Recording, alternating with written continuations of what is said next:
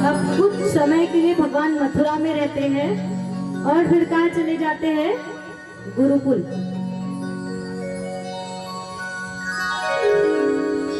वहां पर उनकी भेंट किससे होती है? देखिए, आज एक ऐसा प्रसंग आने वाला है जिसे श्रीमद् भागवत का क्या कहा जाता है? हमारे शरीर में सबसे मेन क्या है? हृदय। तो ये जो प्रसंग आ रहा है इसे कहा जाता है श्रीमद् भागवत का हृदय। उसका नाम क्या है? गोपी उद्धव संवाद।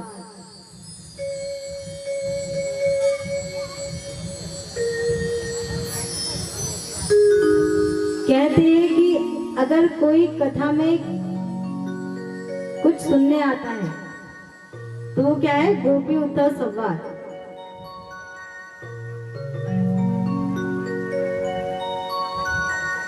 तो ये प्रारंभ होने वाला है, तो मेरी एक विनती है कि शांति बनाए रखिए,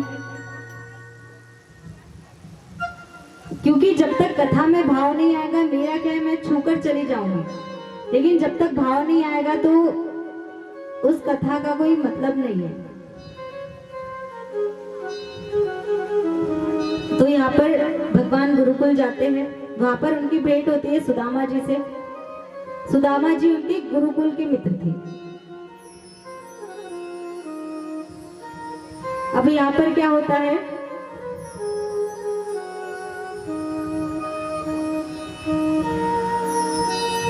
एक दिन गुरु माता दोनों से कहती है कि लकड़ियां खत्म हो गई है, तो जंगल जाकर कुछ लकड़ियां लेकर आओ।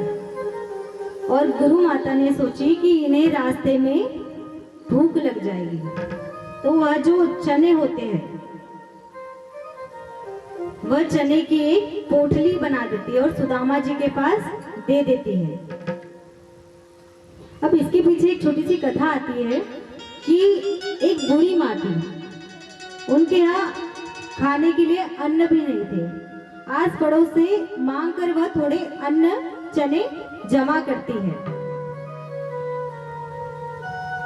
और जब अपनी कुटिया में जाती है तो वह शयन करने लगती है।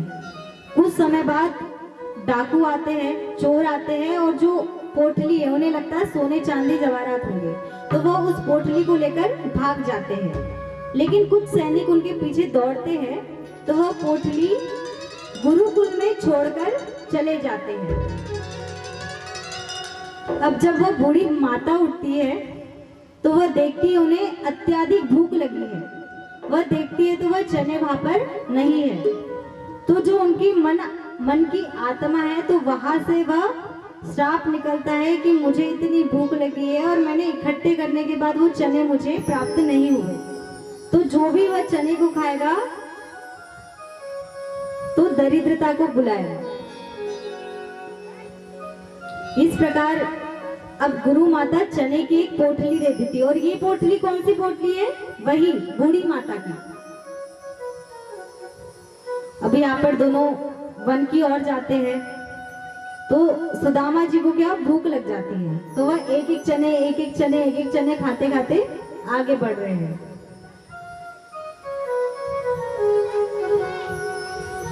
अब उन्हें ज्यादा भूख लगती है, वो क्या करते हैं, जो भगवान के हिस्से का है वो भी स्वयं खा लेते हैं।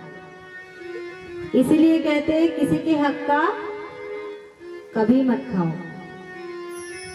अगर किसी का हक आप मार रहे हो ना, तो वह चीजें बहुत बड़े रूप में आपके सामने आएगी, और इतने बड़े रूप में आएगी कि आपने ये चीजें कभी सोचे भी नहीं होंगे, क्योंकि घूम फिर कर चीजें आती हैं। तो यहाँ पर सुदामा जी ने क्या किए, वो जो चने थे पूरे खा लिए। अब गुरु माता ने जब ये दृश्य देखा तो वह कहने लगी कि आज सुदामा ने अपनी दरिद्रता को खुद बुलाया है।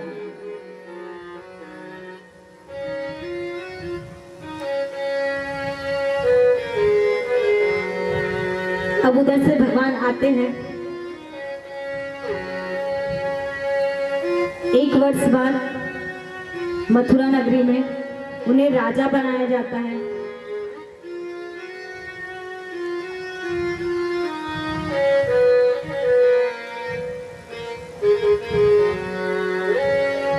ध्यानपूर्वक सुनिएगा, क्योंकि अब हम बढ़ रहे हैं गोपी उद्धव प्रसंग के तरफ।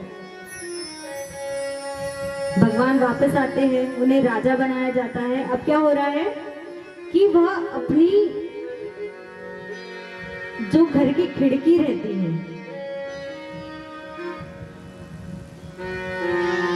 उसके पास खड़े हैं। अब देखिए काफी समय हो गया वो वृंदावन नहीं गए, तो आज मानो उन्हें वृंदावन की बहुत याद आ रही है। इतनी याद आ रही है कि उनकी जो अश्रु है वो बह रहे हैं।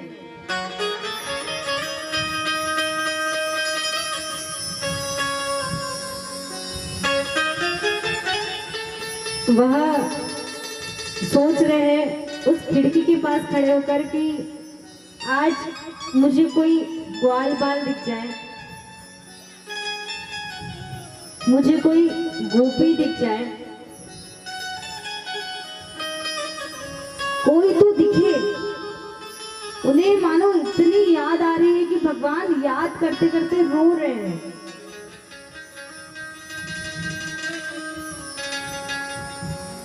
उन्हें नंद बाबा की याद आ रही है।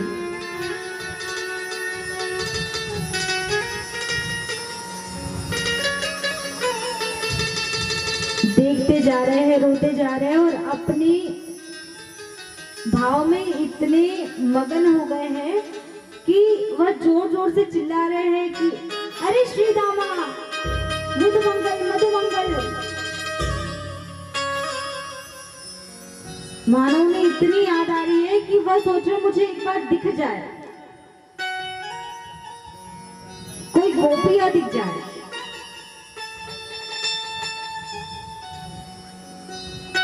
अब यमुना नदी के किनारे से उन्हें ग्वाला दिखता है, तो भगवान उन्हें पागलों की तरह पुकार रहे हैं, जोर जोर से चिल्ला रहे हैं, चीख रहे हैं और रोते जा रहे हैं।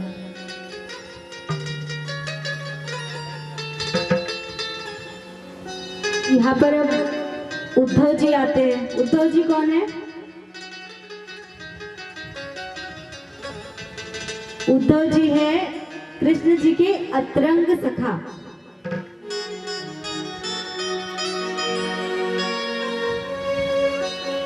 अतरंग सखा माने कि अगर दूर से उद्धव जी को कोई देख ले तो भगवान में और उनमें कोई भी अंतर नहीं दिखेगा, वह उनके अतरंग सखा है।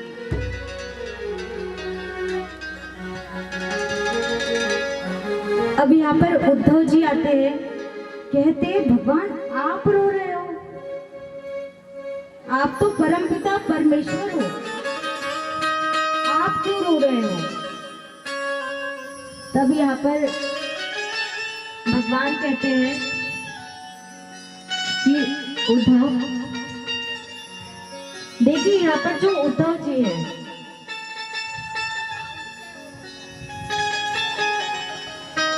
अगर उन्हें कोई देख ले तो पूर्ण रूप उनका भगवान का ही दिखेगा। अभी यहाँ पर भगवान कहते हैं उद्धव, मुझे आज वृंदावन की बहुत याद आ रही है, मुझे नंद बाबा की बहुत याद आ रही है, मुझे यशोदा मैया की याद आ रही है, क्योंकि नंद बाबा जैसे बाबा युगों युगों तक किसी को नहीं मिलेंगे। जो यशोदा मैया है वो युगों युगों तक किसी को नहीं मिलेगी। नंद बाबा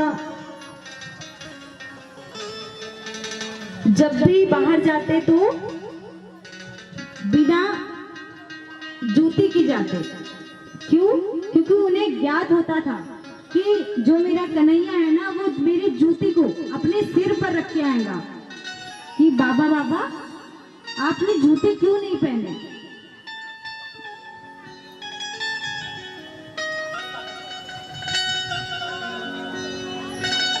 आएगा मेरे पास जूती देगा।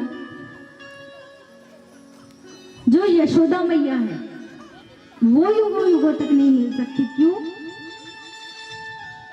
क्योंकि जब मैं चोरी करता था तो यशोदा मैया मुझे समझाती थी कि कन्हैया हमारे यहाँ कोई चीज की कमी है क्या, जो तू दूसरे के यहाँ चोरी करता है। तब मैंने कुछ दिनों तक चोरी करना बंद कर दिया। और जब मैं चोरी करने नहीं जाता था तो गोपिया एक दिन घर आ गई, कहने लगी अरे यशोदा कन्हैया से तेरा पुत्र है क्या।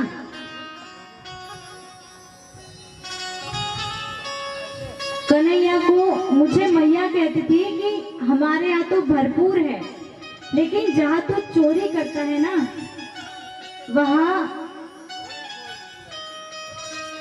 वह रोज दूध दही बेचकर ही अपना गुजारा करते हैं, और तू उनकी मटकी फोड़ देता है, तू माखन चुरा लेता है। तो बता कि उस दिन उनका घर कैसे चलेगा। तो मैं कुछ दिनों तक चोरी करने ही नहीं गया। तो सभी गोपियां घर आ गई और कहने लगी कि